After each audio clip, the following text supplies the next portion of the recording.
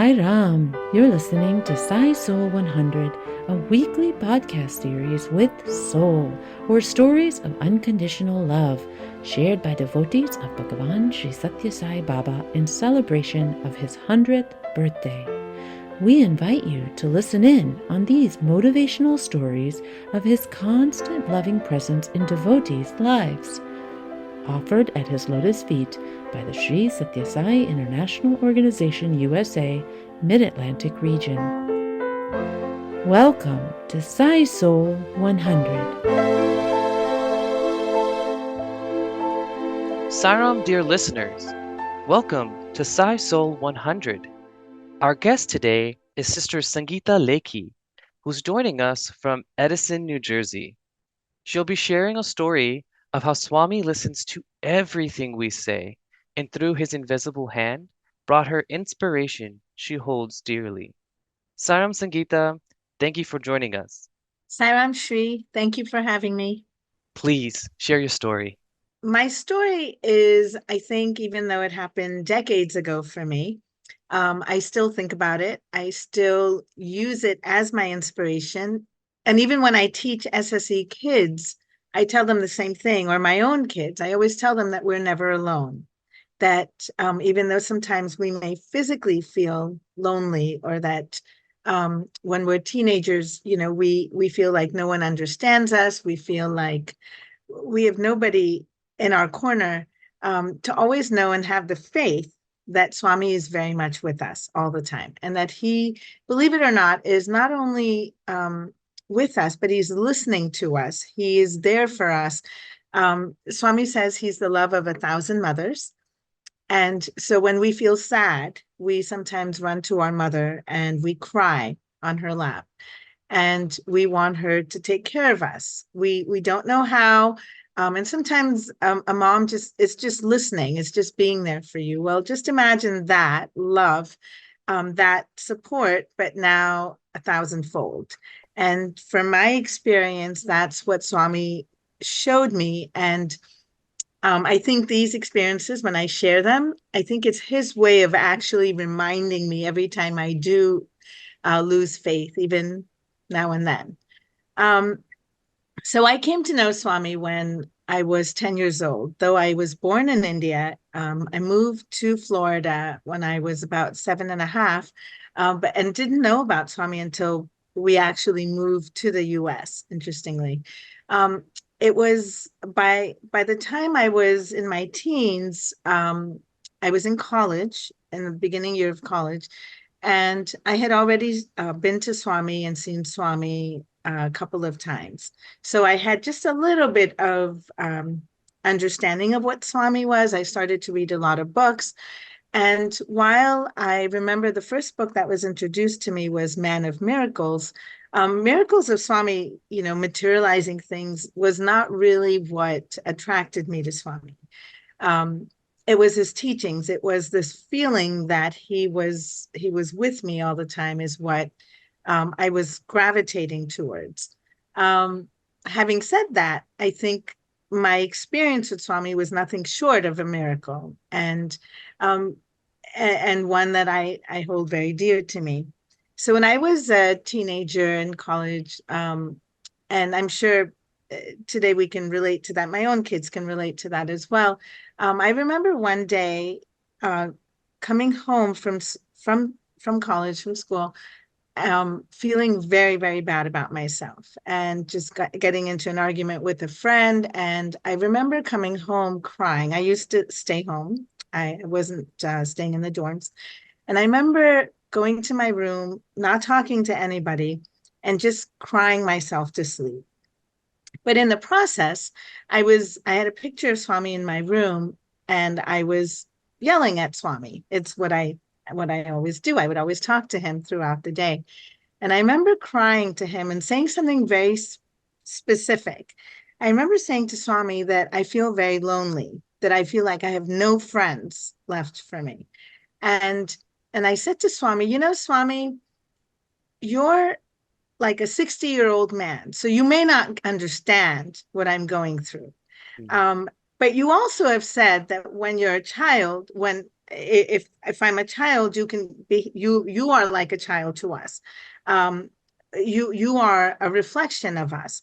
So right now, I need a teenager. I don't need a 60-year-old God, because you don't understand what I'm going through, and what I need is a friend. And I remember being very mad at Swami, because I know he's supposed to be there for me, but it didn't feel much like he was there for me. And I cried myself to sleep.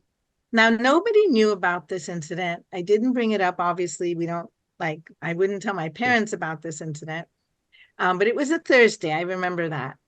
Well, the beauty about God's love is, like, we may forget that we shed a tear and we cried, but Swami never forgets. He listens to, and I believe and I experience that he listens to everything we say. He listens to our every thought, and he feels our every thought. And, Swami says, you take one step towards me, I'll take 100, I'll take 1,000. So Yeah. I prayed to Swami that night, but the amazing thing is, the next day I forgot everything and I went to school as if nothing ever happened. And certainly by Saturday, I don't even remember crying. And I don't even remember praying to God and asking for help. But God never forgets. So it was a Saturday, and my dad checked the mail, and in the mail came this 11 by 14 manila padded envelope. And outside on the envelope, it was addressed to me, and on the return address, there was nothing written. There was no address written, no name written, but it was written, a friend inside. Wow. And while it was addressed to me, it was hard to figure out who sent this, because the return, where it said a friend inside, was sort of, it looked like it was written by an adult. But my name it looked like it was written by a child, like maybe somebody who was 7, 8 years old. So it was as cryptic as it got.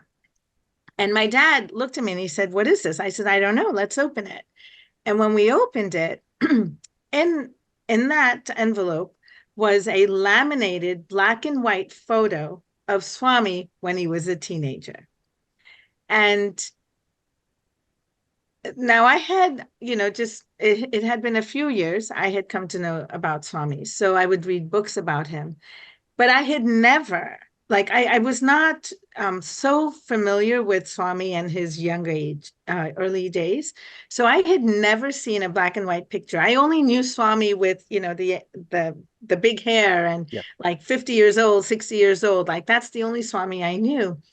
And um, this picture was of this young Swami, that we've all seen before. And I remember looking at this and asking my dad, "Is this Swami?" And he said, "Yes, this is when he was younger." And I think we both looked at each other, and his first question was, "Why did you get this?" And the most amazing thing was, I had no idea, and I certainly didn't remember what happened Thursday night.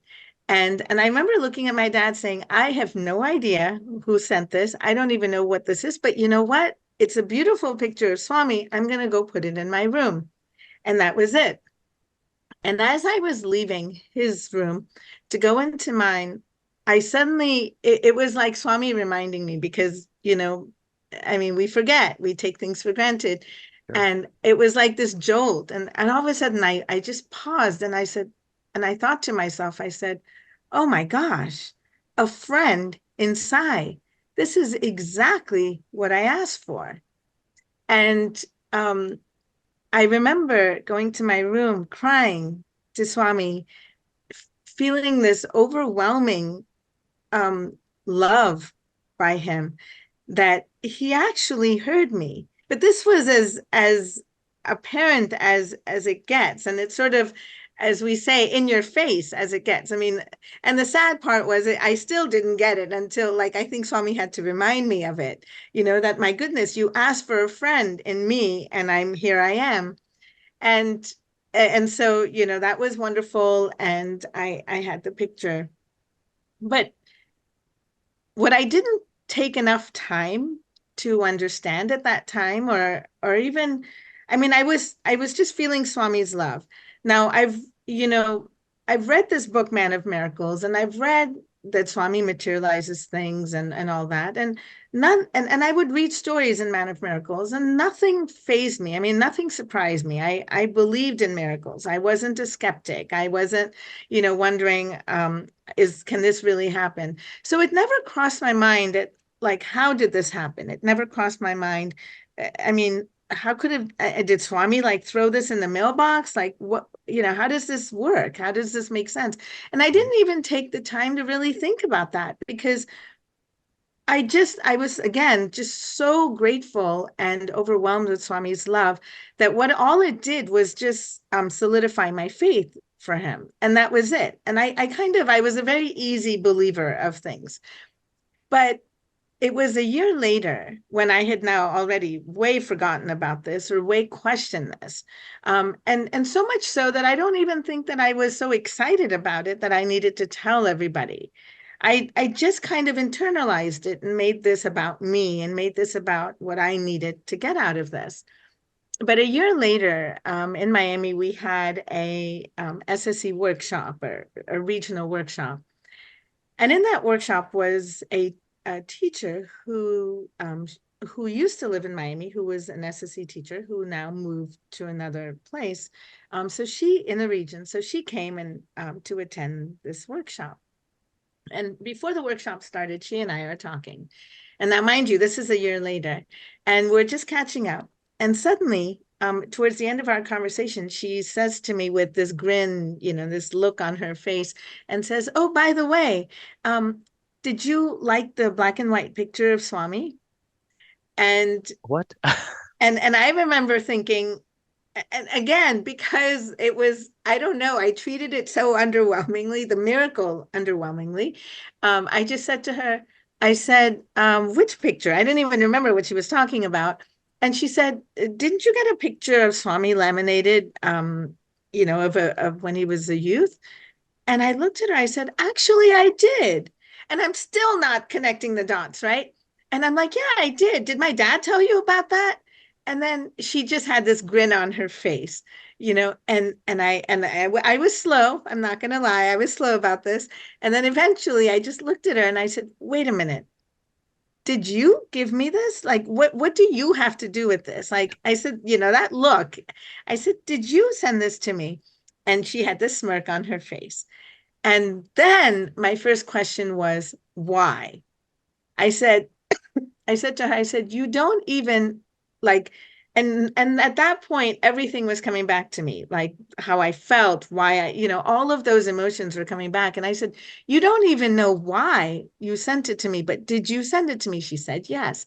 And so I asked her why. And she looked at me and she said, "I have no idea." And then she proceeded to tell me that she had received that as a gift. Just around that time, somebody gifted her that picture. Again, just as an offering. Mhm. She says as soon as she got that photo, it was already laminated. As soon as she got that photo, she knew it wasn't meant for her. And I remember the phrase that she used. She said it was chauffeur-driven consciousness. Wow. And she said, "I did not know why I got it, but I knew that I had to send it to you." And she said, I said, and I said to her, I said, "Do you know what you wrote on the envelope?" And she smiled and said, "Chauffeur-driven consciousness." I had no idea what I was doing, why I was doing it, but and I said, "You know, they were in two different handwritings." And she said, "Yes, I wrote." She said, "I was just going with the flow. One thing and I can't remember if she was left-handed or right-handed, but one was with her dominant hand, which she wrote a friend inside, and the address she wrote with her other hand." And she says, "I had no idea what this was about, but I just knew that I needed to send it to you." And I told her, I said, "Do you have any idea what that meant for me?" And she says, "Oh, I'm sure. Swami wanted it to come to you." And for me, you know, miracles we hear, I hate to use this word, and I don't mean to make it synonymous with it. It's like magic almost, right? Something appearing out of nothing, like materializations. It's appearing out of nothing. Yes. But this wasn't that. Like I was trying to, like, this was as ordinary as it gets, in the from the point of view of somebody received something, somebody put it in the mail, and Right. in a very conventional way mailed it to me, and I got it. Swami didn't, like, throw it from the sky, and it didn't just poof appear in the mailbox and I got it. It wasn't that kind of miracle, but to me it was the greatest miracle, because I mean, for on so many levels, um he heard me when I felt at that moment at my lowest. And the beauty of that too is that, we feel when we're at our lowest, we feel it's the end of the world and it just never gets better. But the cloud does pass. And that's the beauty of that story for me, because I know how I felt that night. I knew how I surprisingly felt the next day, and then even the day after, so much so that I forgot what I asked for. But Swami didn't. And if you were to really, like, take and turn this into some sort of a systematic or Sure. methodology of, okay, well, when did I receive it? I received it on Saturday. That means she must have sent it in the mail on Thursday. Like, you kind of start asking yourself these questions, and Swami, like, he took care of it. From her perspective, what I also learned from that story, besides the fact that from that day onward, if I forget that Swami is listening to me, I think about that story. I think about that story because I keep telling myself, there's no way, there's nobody who knew what I was saying that night to Swami. Certainly not her. Even if I told my dad, I don't think that he called her up and said, hey, I think you need to send her a picture. It wasn't Right. that, right? And so that, from that standpoint, but I always think about it from her standpoint as well. And when Swami says that we are instruments, and if we are, like, he tells us we need to be hollow as a flute. And when we are hollow as a flute, he can play beautiful music through us. Mm. And that's what she was. She was this absolute hollow flute, where she was this perfect instrument, didn't question anything, didn't call me up or my dad and say, hey, I'm sending, I'm not really sure. Does she want it? Would she like this picture? Nothing. She allowed her consciousness to just kind of guide her, and Mm. chariot, and allowed the charioteer to just sort of do his thing. And to me, that was also, from that perspective, how we are all intertwined in each other's lives. Um, and we have to just allow the play to unfold as instruments of his. And I have to say that, since then I've had a lot of interaction with Swami, where he's told me things, and while I may remember those things and I'll treasure those moments with him, I don't know that. And today he's not physically here, right? That Right. day for me, he was not physically in my presence, where I could physically go to him and cry about things and ask him questions, which I've had the opportunity to do in his physical presence, but nothing like this. And today we don't have his physical presence, and I don't have the opportunity to go. And even if I went, it's not that every time I went, I had the chance to ask him whenever I felt like it. It's that reminder to me that he is very much in me and in my thoughts and listening and around me. Um, and he will take care of me, maybe not as miraculously as this incident, Yeah. but whatever it is I need, I will get. And at that point, that's what I needed, and that's what he was able to give to me. And he will continue to give to me whatever it is I need, in the time frame that I needed, in the manner in which I need. So yeah, that is my story of faith and his, truly his invisible hand. I know. I appreciate it. And I think what you said in terms of we don't know if you're the vehicle or if you're the recipient of that chauffeur-driven consciousness, right? And so in that spirit, we all must be connected to a friend inside, right? And when we do that, we are connected to one another. And I think that while the materializations that Swami has are wonderful, it is the manifestations that are like grounded in reality that really we hold dear, right? When we can say, this person did send me this, but there's just no other way that this would have showed up at my doorstep. Thank you so much, Sangeeta, for sharing such an inspirational story with us. Thank you, Shri. Actually, this incident reminds me of a quote by Swami when he says, don't stand behind me. I'm not ready to lead you. Don't stand in front of me. I'm not prepared to be led by you, but stand beside me. And to me, when you stand beside him, it's like true friendship, like a friend. As a matter of fact, Swami is our real best friend and who will never leave us and never leave our side. Thank you. Sairam, dear listeners, thank you for joining Sai SOUL 100 with Sangeeta Lekhi. I'm Shri Kurivariganti. Until next time, Jai Sairam.